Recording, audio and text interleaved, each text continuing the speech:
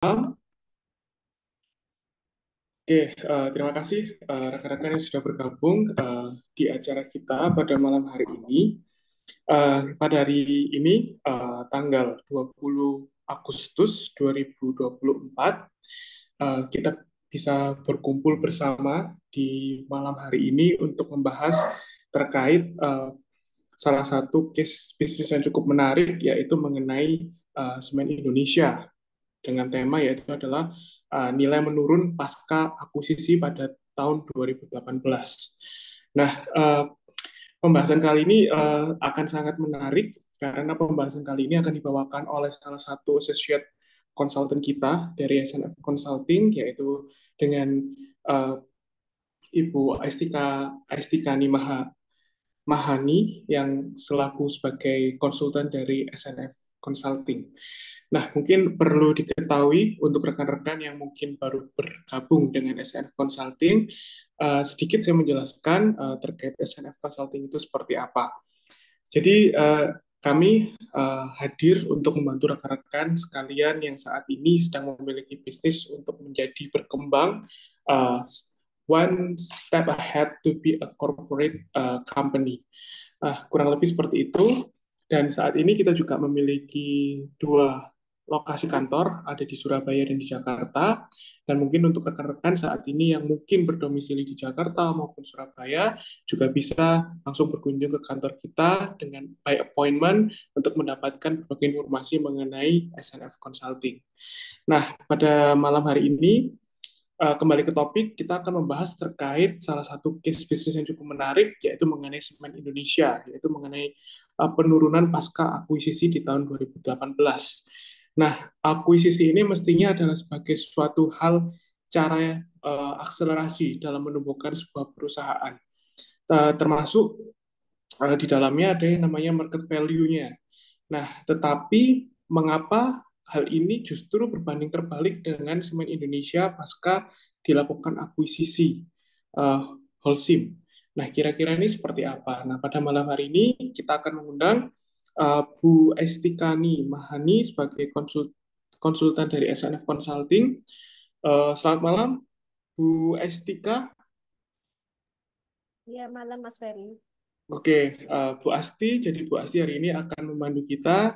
Jadi tanpa lama-lama kita saya langsung persilakan buat Bu Esti untuk menyampaikan materi pada malam hari ini. Silakan Bu Esti.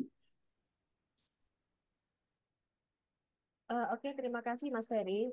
Assalamualaikum warahmatullahi wabarakatuh. Selamat malam. Jadi yang menarik malam ini, alhamdulillah kita bisa ketemu lagi ya Bapak-Bapak, Ibu, teman-teman. Jadi yang menarik sekali dari tema malam ini yaitu Semen Indonesia nilainya minus, nilai minus pasca akuisisi, nilainya menurun pasca akuisisi 2018. Jadi sebenarnya eh, apa yang kita maksudkan di sini nilainya menurun adalah nilai market value-nya seperti itu. Jadi seperti yang tadi disampaikan oleh Mas Ferry, jadi yang menarik dari tema ini adalah biasanya kita menjadikan akuisisi ini senjata seperti itu, senjata keunggulan bersaing seperti itu untuk menumbuhkan perusahaan, termasuk menumbuhkan nilai market value-nya seperti itu. Tapi yang terjadi adalah sebaliknya. Pada industri semen kali ini itu akuisisi justru ini apa namanya bukan lagi merupakan keunggulan strategis, bukan lagi menjadi senjata strategis, tapi justru malah jadi blunder seperti itu. Jadi pas akuisisi malah nilainya malah menurun. Jadi apa sih yang terjadi dengan strategi akuisisi semen Indonesia ini? Jadi kalau kita lihat, mungkin saya untuk singkat waktu aja ya. Jadi kalau kita lihat milestone-nya semen Indonesia ini sudah panjang sekali sejarahnya seperti itu. Bahkan mungkin ada yang ini lebih lebih muda dari semen Indonesia umurnya seperti itu. Jadi tahun 1997 semen Indonesia ini sudah berdiri. Jadi mungkin di antara kita ada yang lebih muda malah dari ini ya, dari usianya semen Indonesia seperti itu. Kemudian tahun 91 ini mereka sudah melantai di bursa. Kita bisa lihat di sini dengan pemegang saham mayoritas yaitu pemerintah RI sebesar 73% dan dikuasai oleh publik sebesar 27% seperti itu. Kemudian tahun 95 Semen Indonesia mulai aktif melakukan akuisisi perusahaan semen dalam negeri yang lebih ini lebih kecil seperti itu. Apa nilai asetnya dan skalanya. Nah, kemudian tahun 98 mereka juga menggandeng partner strategis yaitu Cemex, Cemex Meksiko. Kemudian tahun 99 juga ada perubahan kepemilikan di mana Cemex ini menjadi strategic partner. Kemudian dilanjutkan dengan berbagai aksi korporasi, misalkan mendirikan ini anak perusahaan, yaitu misalkan Semen Kupang Indonesia, kemudian ada Semen Indonesia Beton, kemudian ada Semen Indonesia Aceh dan sebagainya. Kemudian aksi korporasi yang paling besar yang pernah kita lihat atau baca di media itu adalah akuisisi semen, sorry, akuisisi PT Holcim Indonesia atau Semen Holcim seperti itu yang diambil sahamnya sebesar 80,64% dari Holdervin. Ini perusahaan Belanda seperti itu. Kemudian Holcim ini kemudian juga di rebranding, akhirnya namanya diganti menjadi Solusi Bangun Indonesia dengan tetap kondisinya tetap ini tetap melantai di bursa seperti itu. Walaupun sebenarnya ini nggak strategik. Kenapa? Karena kan Indonesia sudah ada di bursa, ngapain anaknya juga ikut-ikutan masuk ke bursa seperti itu. Kemudian merek Holcim ini juga di rebranding menjadi Dynamics. Kemudian tahun 2022 melakukan rek issue penawaran saham terbatas eh, yang nilai sebenarnya nggak terlalu besar seperti itu. Kemudian tahun 2021 ini juga melakukan aksi korporasi yang nggak terlalu signifikan seperti itu.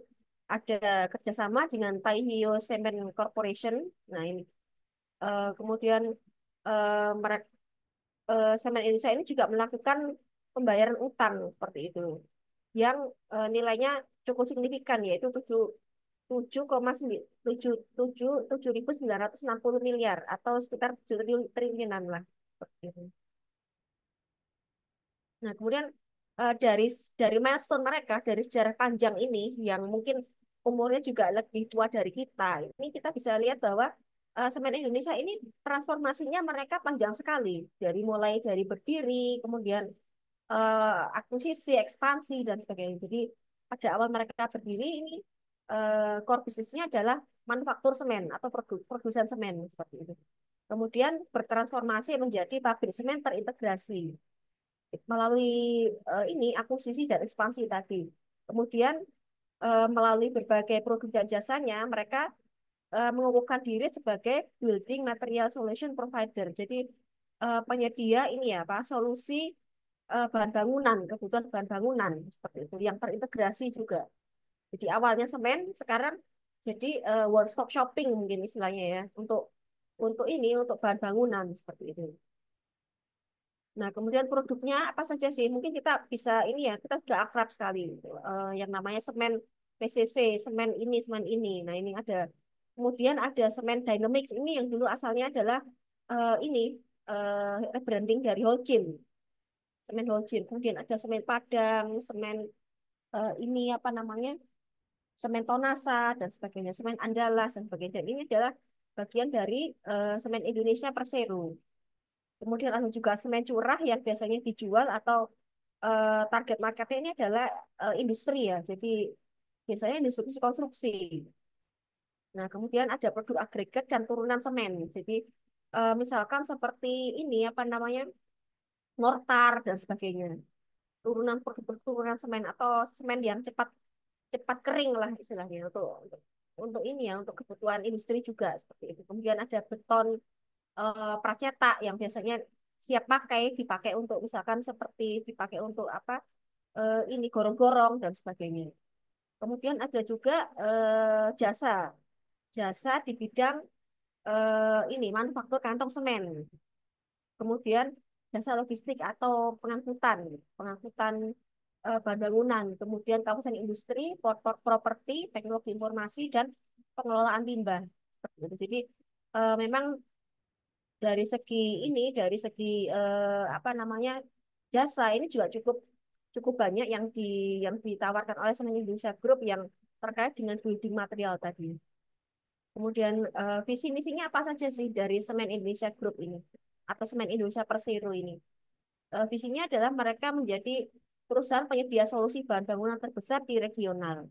Kemudian visinya adalah orientasi pelanggan, kemudian standar kualitas terbaik, kemudian nilai tambah, menciptakan nilai tambah untuk stakeholder dan shareholder, kemudian SDM sebagai pusat pengembangan perusahaan, dan yang terakhir adalah tanggung jawab sosial berkelanjutan. Jadi ada beberapa visi misi yang memang diadopsi atau diadaptasi untuk kebutuhan internal mereka. Gitu. Jadi dari berbagai ekspansi dan aksi korporasi serta produk dan jasanya ini kita bisa lihat bahwa eh, struktur organisasi semen Indonesia kita bisa lihat di sini. Jadi ada berbagai anak perusahaan dengan kepemilikan saham yang persentase saham yang bervariasi pula. Jadi misalkan yang terakhir ini adalah salah satu anak perusahaan di Vietnam yaitu Tanglong Semen Joint Stock Company. Jadi ini eh, yang di Vietnam ini adalah manufaktur semen dan juga grinding seperti itu. Jadi memang nggak semuanya mereka adalah ini nggak semuanya mereka bikin bikin pengepakan atau mereka nggak semuanya ada pabrik semennya. Jadi memang kadang ada anak perusahaan yang cuma ini, cuma pengepakan atau cuma ini aja, cuma grinding aja. Mungkin saya bisa share di ini. Nah, ini kita bisa lihat di sini di tank. Jadi karena memang petanya ini agak besar ya, jadi nggak muat di slide. Jadi kita bisa lihat di sini ada dua fasilitas produksi di Vietnam, yaitu di kota Quang Ninh dan Ho Chi Minh City. Nah, ini kita bisa lihat di sini ada pabrik grinding ini dan ada pabrik semennya seperti itu yang di Quang Ninh seperti itu. Dan di sini kita bisa lihat di Vietnam ini nggak ada pabrik pengantongan seperti itu. Jadi eh, pengantong mungkin kantongnya ini diambil dari Indonesia karena di Indonesia ini ada banyak pabrik pengantongan seperti itu yang dimiliki oleh Semen Indonesia Persero seperti itu. Kita bisa lihat di seluruh hampir di seluruh Indonesia ada fasilitas produksi semen Indonesia. Kemudian dari aspek pemegang saham atau shareholdernya kita bisa lihat di sini eh, negara Republik Indonesia menguasai 51,2% melalui Kementerian BUMN ya. Kemudian sisanya adalah publik. Seperti itu. Jadi publik ini bisa terdiri dari masyarakat umum, bisa juga terdiri dari ini reksadana atau manajemen investasi seperti itu. Kemudian dari diskusi kita sebelumnya, kita bisa simpulkan bahwa Semen Indonesia ini berada pada tahap ketujuh corporate life cycle. Kenapa? Karena dia sudah terbentuk sistem manajemen yang kokoh dan tata kelola. Walaupun belum ini apa namanya belum belum berekspansi dan belum ini apa namanya dan masih ada pemegang saham pengendali seperti itu. Kemudian dari aspek strategi operasional, kita bisa lihat di sini bahwa operasional semen Indonesia ini mereka menggunakan strategi yaitu domestic market leadership. Jadi sebagai pemimpin pasar mereka memang dari segi ini ya kapasitas memang paling terbesar seperti itu karena memang dari berbagai aksi korporasi seperti akuisisi dan ekspansinya itu memang membuahkan hasil yaitu sebagai pangsa pasar dengan market share sebesar 50,5% dan kapasitasnya juga paling besar yaitu 56,5 juta ton per tahun seperti itu. Kemudian strateginya mereka juga menerapkan strategi yaitu moving closer to customer with solutions and product. Jadi ini ya apa namanya berusaha dekat dengan customer ya. Jadi dekat dengan pelanggan dengan berbagai solusi dan produk seperti itu. Kemudian yang terakhir adalah operational excellence atau ini apa namanya keunggulan operasional seperti itu dan rantai rantai nilai. Jadi rantai nilainya ini adalah mereka menciptakan keunggulan kompetitif seperti itu di sepanjang rantai pasoknya. Kalau kita menilik pada ini pertumbuhan permintaan dan suplai semen, kita bisa lihat di sini perkembangan pasar semen ini sebenarnya cukup menarik dan pertumbuhannya bagus. Kenapa? Karena CAGR-nya mencapai 7% seperti itu. Nah, ini 2024 ini ada di sini. Kita bisa lihat bahwa kapasitas terpasang di semua produsen semen di Indonesia ini sebenarnya sudah sangat tinggi sekali, mencapai di atas 100 juta ton. Jadi data terakhir adalah 100, sekitar 120 seperti itu.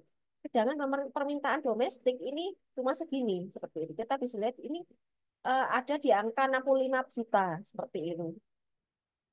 Artinya ini adalah ada utilisasi selisihnya yang jauh seperti itu, gap yang jauh antara kapasitas dengan ini dengan apa namanya permintaan internal ya, permintaan domestik seperti itu, permintaan lokal seperti itu. Jadi kalau kita lihat di sini kapasitas terpasang ini dari semua semua ini ya, semua pemain ya di sini. Ada Semen Bosoa, ada apa ini Semindo Gemilang, ada Konch dan sebagainya. Dan kemudian yang terakhir ini adalah SIG seperti itu.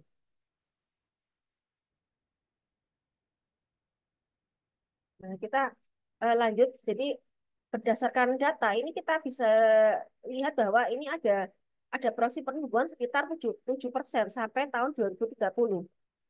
Mungkin ini kita bahas di slide berikutnya. Nah, kemudian ini pergerakan harga semen SMGR, emiten SMGR, Semen Indonesia Persero. Ini kita bisa lihat bahwa di tahun 2024 ini awal tahun ini masih agak agak mending ya, agak bagus ya. Tapi di bulan ke-7 dan 8 ini ada penurunan harga yang cukup tajam seperti ini. Jadi normalnya atau fair value-nya ini harusnya ada di angka 7.000. Nah, kita bisa lihat di sini 6.800, 7.000, 6.900 ini. Tapi ini harganya sekarang ini sudah hampir 50% terdepresiasi seperti itu. Jadi ada apa seperti itu? Nah, ini hampir ini ya hampir hampir 50% sebenarnya ini penurunan harga ini. Otomatis ini akan mempengaruhi market value mereka seperti itu, market value semen Indonesia seperti itu. Nah, ini market cap saat ini sekitar 28 triliun seperti itu. Dibandingkan market cap awal tahun 2024 ada penurunan sekitar 30% seperti itu. Nah, ini 5 tahun terakhir kita bisa lihat di sini ada tren penurunan. Kita bisa lihat di sini di tahun 2020 ini mulai menurun market cap-nya ini. Nah, penurunan market cap ini dengan sendirinya akan mempengaruhi penurunan aset. Kenapa? Karena ini di situ menunjukkan adanya intangible asset yang ini ya apa namanya yang minus seperti itu yang tidak dihargai seperti itu. Padahal kita bisa menyimpulkan bahwa intangible asset itu seperti merek, seperti hubungan baik dengan pemasok, hubungan baik dengan pelanggan, kemudian mungkin juga ini apa namanya apa itu namanya pasokan yang stabil seperti itu. Mungkin juga resource sumber daya yang besar dan sebagainya. Kita bisa lihat di sini bahwa intangible asetnya juga ikut menurun. Kenapa? Karena market cap-nya juga juga menurun.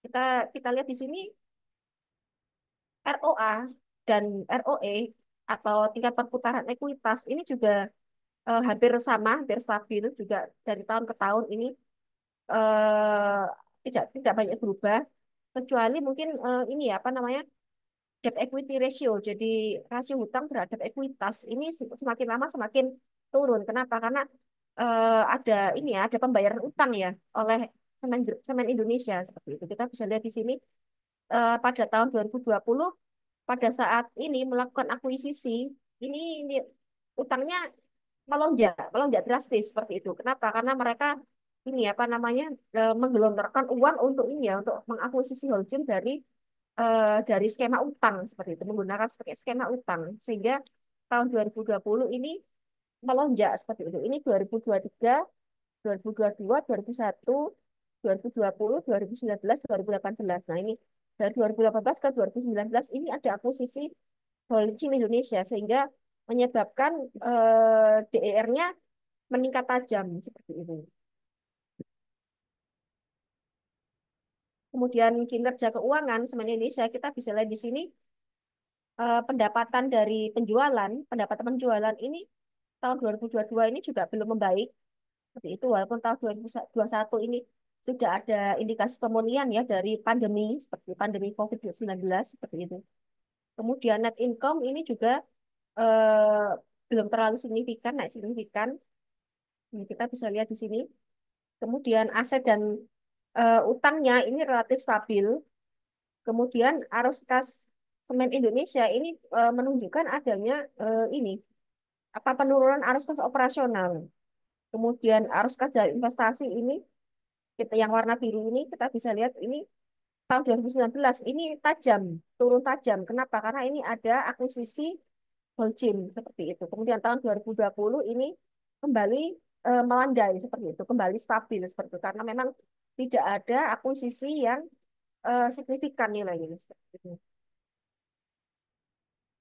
Nah, ini kita kemudian ini kita ini mengutip ya, mengutip Ibu Sekretaris Perusahaan Semen Indonesia Group yaitu Tita Mahreni yang saya ambil dari beberapa media, beberapa surat kabar gitu.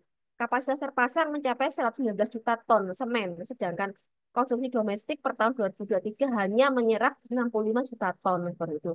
Artinya kita bisa lihat di sini bahwa ini semen yang misalkan kita produksinya full 119 juta ton, ini sisanya mau dijual kemana? Kan pertanyaannya seperti itu.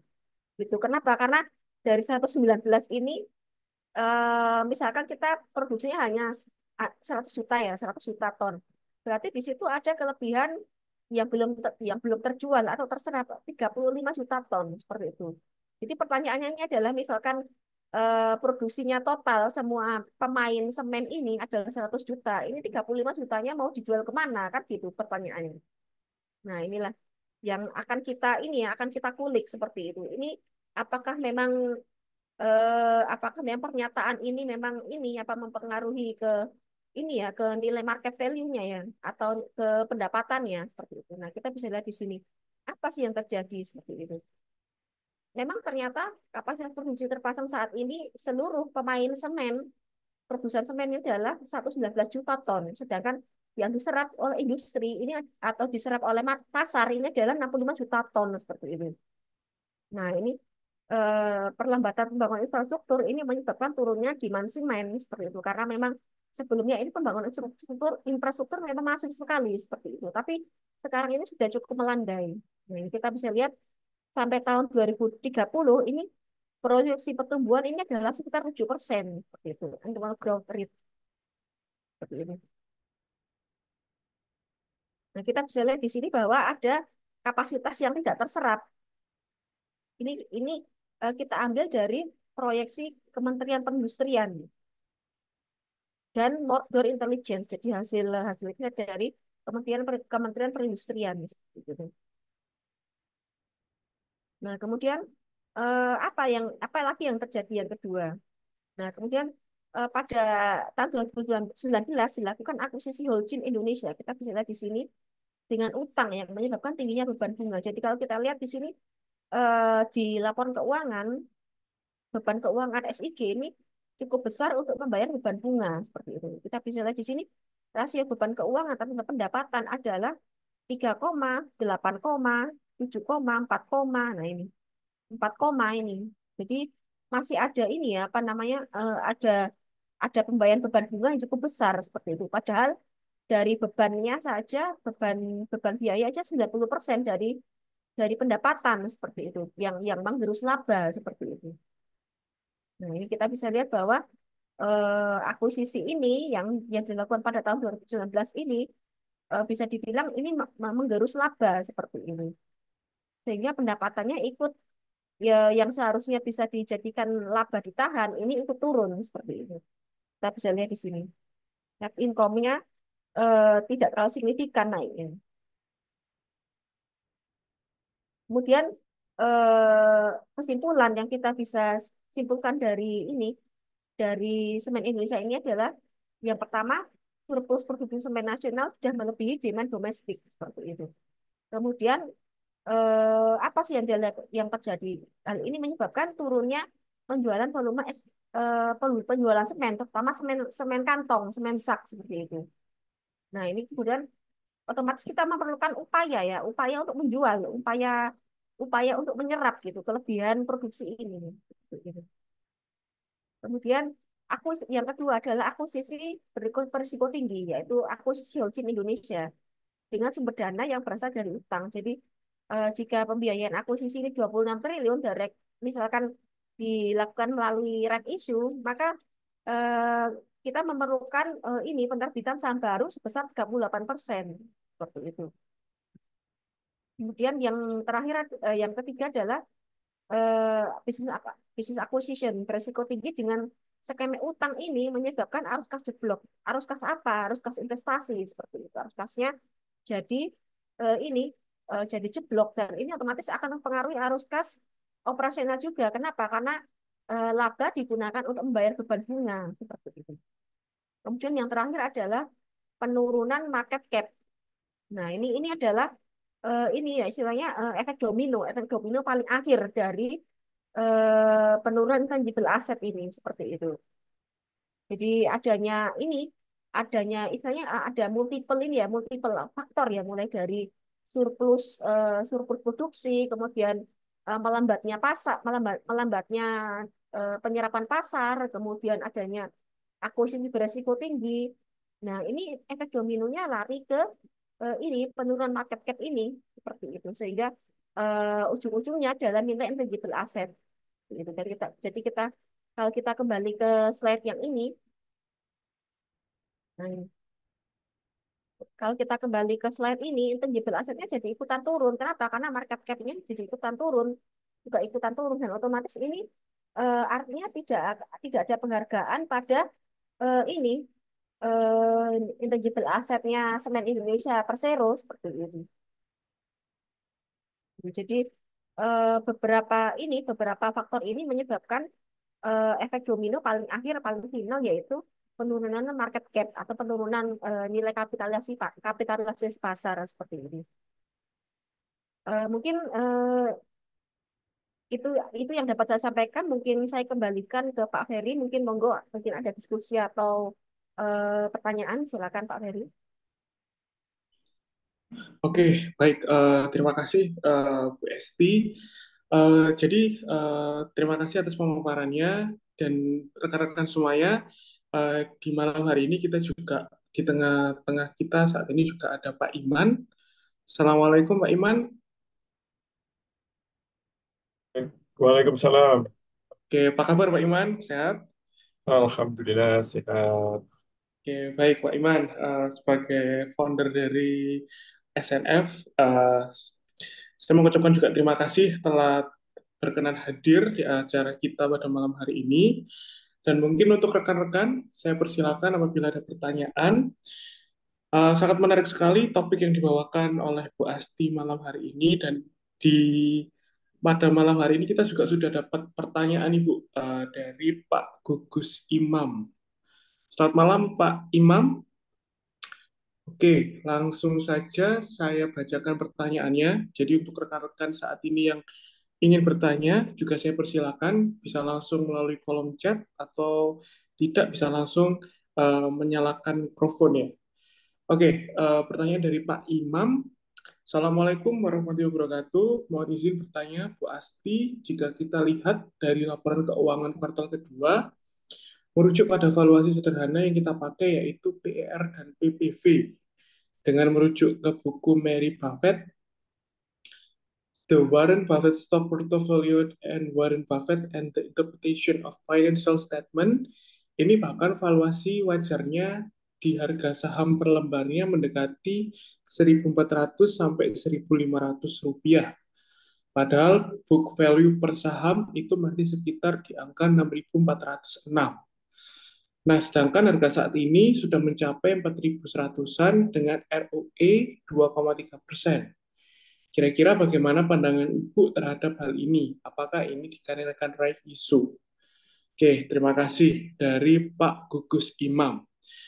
Oke, Bu Asti, saya persilakan mungkin bisa menanggapi pertanyaan dari Pak Gugus Imam.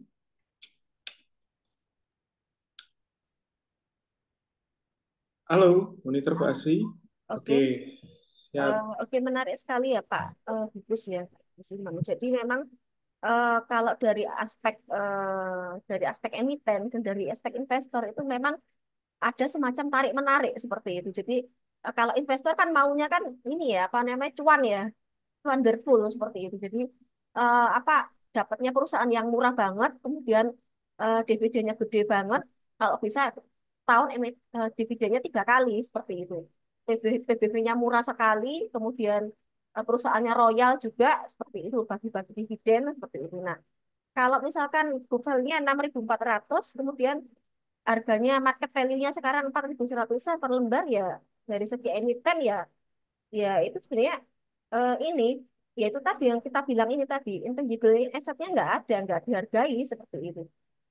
Gitu. Jadi kan otomatis intangible asetnya negatif seperti itu ya kan. Gitu kan 6.400 dikurangi 4.100 kan berarti minus kan berarti itu 4.100 kurangi 6 ribuan seperti itu. Gitu. Kalau dari aspek investor ya ya senang gitu kalau dapat perusahaan yang bagus, prospeknya apa cerah sekali, cerah terang benderang, dapat yang murah sekali kayak gitu ya senang gitu. Karena itu kan memang berarti sangat-sangat murah seperti itu, sangat under value seperti itu gitu. Tapi kalau emitennya ya bisa nangis kayak gitu, Pak. Kayak gitu karena artinya intangible asetnya ya nggak dihargai itu tadi seperti itu. Gitu. Oke, dari Pak Iman mungkin ada tambahan mungkin Pak terkait pertanyaan dari Pak Gugus Imam. Ya, jadi sebagaimana tadi disampaikan Mbak Asti juga, memang akuisisi yang dilakukan oleh Semen Indonesia pada Holcim ini sejak awal SNF sudah nulis waktu itu, ya tahun 2019, bahwa akuisisi yang mahal. Nah, plus ada satu lagi yang menarik. Waktu itu kan akuisisi dilakukan jauh di atas nilai pasar di lantai bursa. Artinya apa? Eh, Kalau diurai itu harga akuisisi itu kan ada dua yang dibeli oleh Semen Indonesia, yaitu nilai bukunya, yang kedua adalah goodwill-nya. Nah, maka dengan harga yang tinggi itu, goodwill-nya tinggi. Goodwill atas pada saat akuisisi itu yang dibayarkan oleh si Semen Indonesia itu tinggi. Tapi yang menarik, begitu diakuisisi, mereknya tidak dipakai. Nah, padahal kalau kita bicara tentang nilai akuisisi, itu komponennya dua tadi, yaitu book value dan goodwill, alias intangible asetnya yang diakuisisi itu, ternyata begitu kita lihat, begitu dia akuisisi dijalankan, malah mereknya Holcim itu tidak dipakai. Artinya, ini seperti Semen Indonesia itu seperti membeli sesuatu merek yang mahal, tapi begitu dibeli mereknya dibuang, gitu. Nah, akibatnya apa? Begitu mereknya dibuang, ya intangible asetnya Holcim sebagai sebuah perusahaan atau yang sekarang disebut sebagai Solusi Bangun Persada itu jadi turun. Kalau kita lihat sekarang market value-nya Solusi Bangun Persada itu hanya sekitar 5 triliun. Nah, padahal pas jasa diakuisisi itu 13 atau sekian triliun ya, sekitar segitu. Nah, ini artinya ya itu yang secara hitung-hitungan menjadikan semen Indonesia itu berposisi kayak sekarang. Jadi yang terjadi pada Holcim itu akan terbawa pada semen Indonesia. Di samping tadi secara industri memang over capacity. Nah, ketika over capacity kok melakukan akuisisi pada waktu itu semen Indonesia itu sudah market leader, pangsa pasarnya sudah hampir 50%. Begitu mengakuisisi Holcim itu lebih tinggi lagi. Nah, ketika over capacity, siapa yang paling menderita dengan over capacity? Ya pelaku main yang pangsa pasarnya paling tinggi, yaitu Semen Indonesia grup ini yang di dalamnya ada Solusi Bangun Persada ini alias Dynamic. Nah, ini dua faktor ya yang membuat akuisisi yang dilakukan oleh Semen Indonesia itu jadi menghasilkan kondisi seperti yang sekarang ini. Sehingga eh, kalau tadi disampaikan memang harganya itu sangat murah, book value-nya itu 47 triliun, tapi market value-nya hanya nggak sampai 30 triliun. Jadi ini perusahaan yang dijual dengan harga super diskon. Sebenarnya kalau mau mau investasi, ya kalau mau jangka panjang ini masih oke. Kenapa? Karena nanti kan juga eh, kapasitas yang sama selama ini masih idle ya, belum digunakan tadi ya. 100 juta ton lebih tadi hanya terpakai sekitar 60 juta ton. Nah, ini lama-lama kan akan naik seiring dengan pertumbuhan ekonomi. Nah, kalau jangka panjang ini saya kira bagus karena kondisinya memang lagi super diskon, berdiskon karena berbagai faktor ya. Dan kemudian sekarang ini harganya sangat murah. Nah, di Oke, tulisan yang diposting di corporate.com hari ini, eh, ini menarik karena pada saat yang bersamaan, eh, PT ASDP BUMN yang belum go public itu melakukan akuisisi senilai 1,2 triliun. Itu beberapa waktu lalu direkturnya itu di anu direksinya ditangkap oleh KPK. Ini kalau kita perhatikan memang KPK paradigma bisnisnya itu kurang sehingga dia melihatnya hanya semacam sebagai melihat aset-aset itu sebagai aset negara. Padahal kalau paradigma korporasi yang disebut aset negara itu sebenarnya bukan pabrik semennya kalau di kasus semen Indonesia, tapi sahamnya. Sebagaimana dijelaskan di artikel korporatisasi.com hari ini. Jadi ini nanti kemungkinan kemungkinan besar juga kalau lihat trennya ya, itu bisa jadi nanti akan ada KPK yang masuk juga di semen Indonesia karena akuisisinya menghasilkan kayak sekarang ini yang bisa dikatakan pemerintah rugi besar ini sebagai pemegang saham.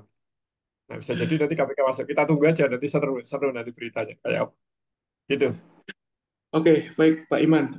Langsung ada tanggapan juga ini kita dari Pak Ahmad Saputro. Kan memang bursa IDX itu aneh, sering harga saham nggak mencerminkan dari value fundamental perusahaan. Oke Pak, oke selanjutnya mungkin saya akan langsung ke dari MTIK ya, dari Pak Gunawan Mulyo. Pada saat akuisisi Holcim, apa tidak dicek market yang dimiliki sehingga kapasitas terpasang tinggi dibandingkan serapan dari pasar? Nah, bagaimana dengan pasar semen regional? Apakah tidak ada data? Oke, saya persilakan dari Bu Asti atau Pak Iman untuk menanggapi pertanyaan dari Pak Gunawan. Terima kasih Pak Gunawan atas pertanyaannya. Ya, kalau menurut saya ya justru itu di situ salahnya Semen Indonesia melakukan akuisisi. Oh, jelas-jelas itu pada saat itu sudah over capacity ya. Terus Semen Indonesia itu sudah penguasa pangsa pasar tertinggi hampir 50%. Kok akuisisi? Ya, begitu oversupply itu makin kenceng, makin gede, ya yang paling menderita ya yang pangsa pasarnya paling tinggi. Itu salah satu kesalahan akuisisi waktu itu. Sebenarnya harusnya ya, memang kalau kita perhatikan semen Indonesia itu dari dua akuisisi yang dulunya adalah Tanglong, yang kemudian Holcim ini, dua-duanya ini menurut saya nggak tepat. Yang Tanglong itu sampai sekarang rugi, yang di Vietnam itu. Nah, kalau ini Holcim ini diakuisisi juga rugi, tapi kemudian laba. Laba ini kan permainan bisa permainan ini aja antara induk dan anak aja, bukan permainan lah. Mau omsetnya ditaruh mana, cuma gitu saja sebenarnya. Karena itu sudah induk dan anak. Sehingga eh, dinamik itu atau solusi bangun pesada mau dibikin laba ya tinggal omset dari sini di Mas Indonesia dialihkan ke situ ya pasti laba gitu aja. Sehingga atau biaya-biayanya kan gampang di switch sana sini gitu. Nah, itu yang menurut saya memang akuisisi yang dilakukan itu tidak berdasarkan pada argumentasi bisnis yang kuat. Nggak tahu kenapa, atau mungkin salah analisis. Bisa aja salah analisis. Begitu. Oke, baik Pak Iman. Dari Bu Asti mungkin ada tanggapan terkait pertanyaan dari Pak Gunawan Mulyo. Hampir sama sih, Mas. Oke, selanjutnya saya akan bacakan dari MTIK. Terlepas dari laporan keuangan atau valuasi dari emiten, performa serapan pasar untuk produk dari semen Indonesia itu masih sangat lemah karena manajemen yang kurang bagus. Saya melakukan investigasi langsung ke beberapa lini usaha dari semen Indonesia. Entah hal tersebut disengaja untuk bisa oleh diakumulasi oleh beberapa pihak atau memang pengelolaan manajemen yang tidak bagus. Nah, dari pernyataan yang disampaikan oleh MTIK, mungkin ini MTIK ini mungkin bisa dijelas di namanya ini siapa ini? Oke, mungkin bisa ada tanggapan mungkin dari Pak Iman atau dari Bu Asti terkait ini, atau kita langsung ke next pertanyaan? Oke, sepertinya kita langsung ke next pertanyaan selanjutnya aja ya. Jadi ini aja juga dari Pak Irfan Zuhrufuddin. Izin bertanya, apa dampaknya jika Semen Indonesia Gresik melakukan divestasi? Terima kasih. Silakan dari Bu Asti mungkin terlebih dahulu. Eh, Kalau masalah divestasi, tentang divestasi itu kita lihat yang divestasi apa dulu seperti itu, Mas Ferry. Jadi kalau memang nggak menguntungkan, ya sebenarnya ya wajar divestasi. Semua bisnis kan memang begitu ya. Gitu. Tapi kalau sesuatu yang strategik yang jadi core bisnisnya ya harus harus dibuat kajiannya dulu. Biasanya seperti itu. Gitu. Artinya itu nanti divestasi ini impact-nya apa gitu. Apa long term, istilahnya long term sama short term itu impact apa ke korporasi seperti itu gitu. Gitu. Kalau yang dimaksud divestasi itu adalah menjual kembali eh, solusi bangun persada alias Holcim Indonesia itu, maka hari ini market value-nya itu kurang dari separohnya saat diakuisisi. Jadi kalau seandainya divestasi, nilainya pasti turun, pasti rugi. Nah, jadi kayaknya nggak akan gitu. Karena kalau kecuali kalau nanti pas harganya naik lagi. Sekarang ini kondisi lagi oversupply kayak gini, siapa yang tertarik? Sebenarnya sehingga harganya turun, maka kalau dilakukan divestasi, pasti semen Indonesia akan langsung membuka rugi yang luar biasa karena harga dulu ketika membeli dengan harga sekarang ini berbeda. Berbedanya itu jauh, jadi sekarang lebih rendah. Sehingga kalau menurut saya divestasi juga tidak menguntungkan terhadap Holcim Indonesia. Oke, baik. Terima kasih atas tanggapannya, Bu Asti dan Pak Iman. Selanjutnya ada pertanyaan juga yang cukup menarik, yang sangat menarik dari Pak Yahya Kusnam. Apa ada faktor intervensi politik sehingga terjadi akuisisi yang tidak wajar? Saya persilakan dari Pak Iman dulu untuk menanggapinya. Silakan Pak. Nah, jadi akuisisi yang dilakukan oleh Semen Indonesia itu kan dengan nilai 1,7 miliar ya. Waktu itu sekitar 20 sekian triliun. Angka itu adalah lebih dari 50% ekuitas pada saat akuisisi. Ketika angka lebih dari 50% ekuitas, perusahaan kalau belanja dengan nilai lebih dari 50% ekuitas itu menurut Undang-Undang PT, Oke, direktur sudah tidak boleh melakukan mengambil keputusan.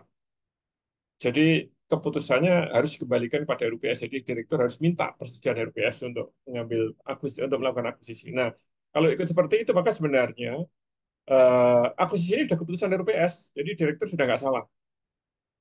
Kalaupun salah, yang dipersalahkan adalah pemegang saham di RUPS itu. Dalam hal ini adalah wakilnya pemerintah. Pemerintah itu sebagai pemegang saham kan tidak bisa pemerintahnya datang, yang datang kan wakilnya pasti. Yang wakil itu bagaimana pertimbangannya itu yang bisa jadi salah waktu itu. Jadi keputusan ini sudah bukan keputusan direktur, direktur hanya mengajukan proposal kalau sudah sebesar itu. Di RUPS, komisaris memberikan masukan, dan kemudian diputuskan oleh RUPS. Jadi keputusan ini keputusan RUPS, bukan keputusan direktur. Direktur hanya mengajukan proposal saja. Sehingga kalau kalau misalnya ada masalah yang seperti tadi disampaikan di pertanyaan itu, ya mungkin aja ada, tapi itu tidak mungkin eh, otoritas karena otoritasnya tidak pada direktur, yaitu direkturnya tidak bisa berbuat apa-apa. Ada di pemegang saham. Dalam hal ini adalah nanti di RUPS pemerintah pasti diwakili oleh seorang pejabat, pejabat apa, begitu. Mungkin menteri atau siapa, begitu.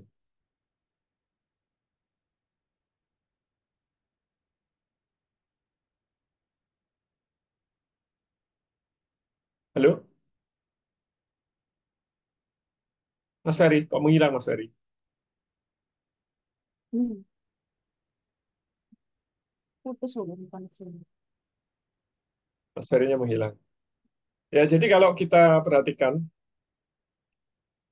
eh, kasus akuisisi ini, sebenarnya ini saya melihatnya itu ada dua sisi. Sisi pertama, sebenarnya industri semen itu memang bagus kalau semen Indonesia mengambil langkah pertumbuhan melalui eh, langkah anorganik, yaitu akuisisi. Karena pada industri-industri yang sudah mapan gitu, pertumbuhannya sudah rendah begitu, ekspansi atau scale up itu yang mungkin adalah akuisisi. Kalau bikin baru sudah berat sekali, susah persaingan di pasar.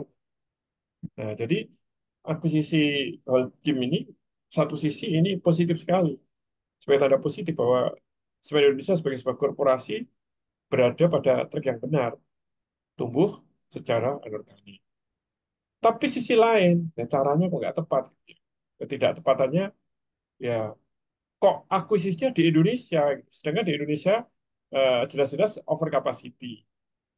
Kemudian pernah melakukan di Holcim, melakukan akuisisi di Vietnam. Salahnya, kenapa kok yang diakuisisi perusahaan rugi? Si Tanglong Semen itu ketika diakuisisi rugi, sampai sekarang juga rugi gitu. Harusnya di luar negeri dilakukan akuisisi pada perusahaan-perusahaan yang laba.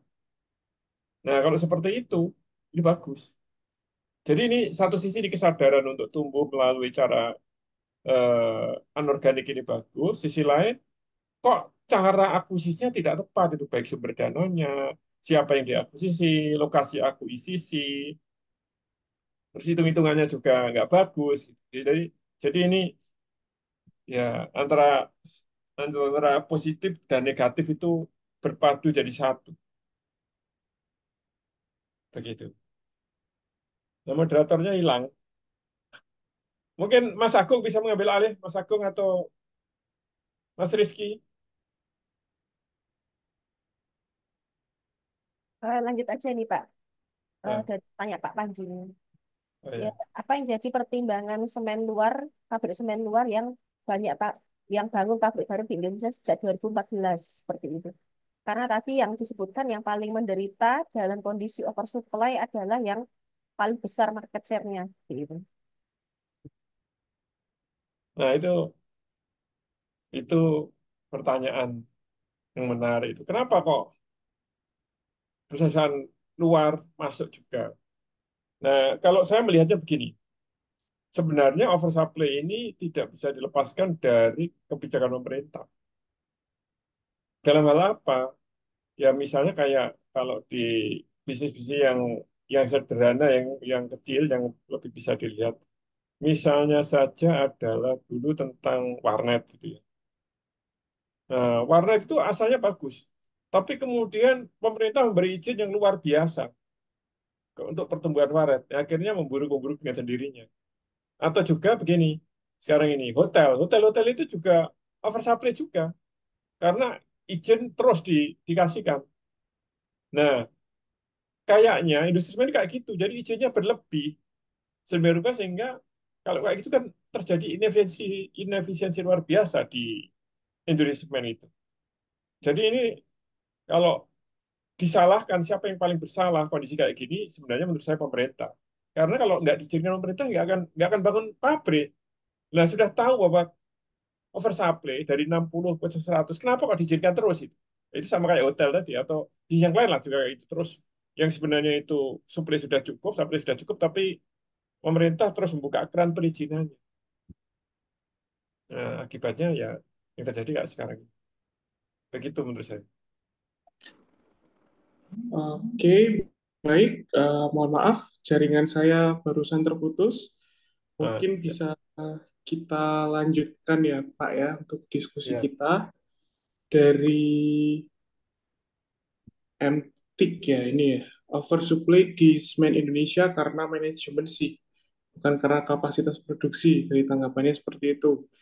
Kemudian dari Pak Yahya Kusnan, apa rencana akuisisi XL terhadap Friend merupakan kondisi terbalik akuisisi dari semen Gresik terhadap Holcim? Nah, silakan Pak Iman untuk tanggapannya. Dan yang pertama tadi sebenarnya mungkin istilahnya yang lebih tepat bukan oversupply, tapi overcapacity. Jadi perusahaan berlomba-lomba bangun pabrik. Nah, tapi karena demand-nya itu tidak sebesar kapasitas itu, maka produksinya ya tidak over, produksinya mengikuti kebutuhan. Tapi kapasitasnya sebenarnya 100 sekian itu tadi. Jadi sebenarnya lebih tepat disebut sebagai bukan super supply, over capacity di industri semen. Nah, nanti utilisasi kapasitas itu, kalau sekarang berarti kan hanya sekitar 60% itu utilisasinya. Nanti akan dinaik, naik, naik seiring dengan demand-nya. Demand-nya naik, supply-nya juga naik, sampai nanti kira-kira mungkin akan normal ketika utilisasinya itu 80 atau 90%. Itu kondisinya akan normal. Nah, kapan itu? Saya pernah baca pertumbuhan pasar semen itu, kebutuhan semen dalam volume itu sekitar 5% per tahun. Jadi kalau sekarang 60 menuju 80, mungkin 4 tahun, 5 tahun lagi kira-kira baru akan normal. 80% utilisasi. Atau mungkin 90%. Nah, itu. Yang kedua tadi, gimana Mas Ferry? Oke, baik. Yang kedua itu terkait menurut Pak Iman, pertanyaan dari Panji Areksa. Menurut Pak Iman dan Bu Asti, langkah perbaikan apa saja yang sebaiknya diambil oleh semen Indonesia di tengah kondisinya yang merugi secara market cap seperti saat ini? Silakan Pak. Ya, karena itu masalahnya adalah over capacity alias utilisasi kapasitas yang rendah, maka yang bisa dilakukan hanya satu, yaitu nunggu waktu, nunggu pertumbuhan eh, demand-nya itu terus naik sampai nanti utilisasinya tadi bisa katakan 80-90%, nanti baru akan bagus lagi. Nah, dalam waktu menunggu itu ya nggak ada cara lain kecuali efisiensi. Maka kalau kita dengar dari teman-teman Semen Indonesia sangat apa namanya serius sekali untuk melakukan efisiensi di berbagai bidang gitu, di berbagai aspek. Gitu. Ya memang nggak ada cara lain kayak gitu sambil nunggu waktu pertumbuhan permintaan semen. Nanti pada saat pertumbuhannya sudah menyentuh kira-kira 80-90% apa, kapasitas, maka nanti kondisinya akan bagus. Nah, maka kalau teman-teman mau jadi investor atau mau masuk ke industri semen, saham semen sekarang ini saatnya untuk beli, tapi harus nunggu sekitar 4-5 tahun lagi nanti untuk kembali normal. Oke, jadi Nah, istilahnya kalau tapi eh, tapi nanti akan ada masalah lagi ketika ternyata pemerintah bisa buka izin baru lagi. Kayak sekarang ini kan akibat kebijakan pemerintah los dalam hal izin. Nanti kalau dalam 4-5 tahun ini pemerintah juga memberi izin untuk bangun pabrik baru lagi, ya penyakitnya nggak selesai-selesai. Gitu. Oke, baik Pak Iman. Jadi intinya untuk industri semen ini adalah salah satu industri yang long termnya cukup sangat baik ya Pak ya. Kurang lebih seperti itu ya. Ya paling Oke, tidak akan tumbuh begitu. iya baik. Selanjutnya mungkin pertanyaan terakhir yang akan saya bacakan itu adalah dari Mas Rizky Maulana. Kesalahan keputusan terkait akuisisi ini apakah dari direktur ataukah dari komisaris yang bermasalah? Silakan Pak untuk dijawab. Ya, tadi sudah saya sampaikan, jadi nilai akuisisi itu lebih dari 50% ekuitas ketika itu. Kalau sudah lebih dari 50% ekuitas, menurut Undang-Undang PT, itu direktur sudah tidak boleh ngambil keputusan. Yang ngambil keputusan harus RUPS. Nah, maka sebenarnya ini sudah keputusan RUPS kalau menurut Undang-Undang PT. Bukan komisaris. Komisaris itu sebenarnya menurut Undang-Undang PT nggak punya otoritas untuk mengambil keputusan. Komisaris itu hanya memberikan saran atau memberikan apa namanya pengawasan, kritik atau saran lah hanya gitu saja. Dia tidak mengambil keputusan. Keputusan ada di RUPS. Nah, kecuali RUPS-nya mendelegasikan wewenangnya kepada komisaris. Nah, kalau seperti itu, akibatnya apa? Nanti perusahaan tidak ada pengawasnya karena komisarisnya sudah mengambil keputusan.